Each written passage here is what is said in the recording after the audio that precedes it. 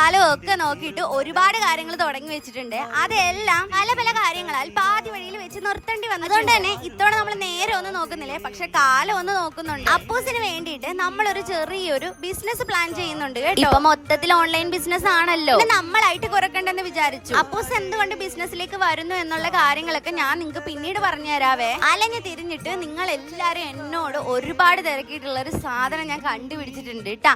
അത് ഉടനെ സ്റ്റോക്കിൽ കൊണ്ടുവരുന്നതാണ്. പ്രീമിയം ക്വാളിറ്റിയിൽ സാധനം കൊണ്ടുവരാൻ വേണ്ടിയിട്ടാണ് നമ്മൾ ശ്രമിക്കുന്നത്. അപ്പൊ നിങ്ങൾ അതൊന്ന് മനസ്സിലാക്കി. ചെന്നൈയിൽ വണ്ടി ഓടിക്കാൻ അറിയാവുന്നവര് ലോകത്ത് എവിടെ പോയാലും വണ്ടി ഓടിക്കാൻ പറ്റും എന്നൊക്കെ പറയും കേട്ടോ. ഇവിടെ ഉള്ളവര് ഭയങ്കര പാടാന്ന് വണ്ടി ഓടിച്ചു പോകാൻ. എന്തൊരു ബ്ലോക്കാണ്, നമ്മുടെ ക്ഷമയൊക്കെ പോകും. ഇതിനിടയിൽ എത്ര വണ്ടി നടന്നോ ചെറുത് ചെറുത്. അപ്പൂസ് വന്നിട്ട് നമ്മൾ സ്റ്റാർട്ട് ചെയ്യാന്നാണ് കേട്ടോ വിചാരിച്ചിട്ടുണ്ടായിരുന്നത്. പക്ഷേ അടുത്ത മാസം കർക്കിടകം തുടങ്ങുവാണ്. നമ്മുടെ നാട്ടിൽ അങ്ങനെ കർക്കിടകത്തിൽ ആരും നല്ല കാര്യങ്ങൾ തുടങ്ങാറില്ല. ഞാൻ പറഞ്ഞില്ലേ നേരെ നോക്കുന്നില്ല, കാലമാണ് നോക്കുന്നത്. അതുകൊണ്ട് തന്നെ നമ്മൾ സംഭവം ഒന്ന് സ്റ്റാർട്ട് ചെയ്ത് വെക്കുവാണ്.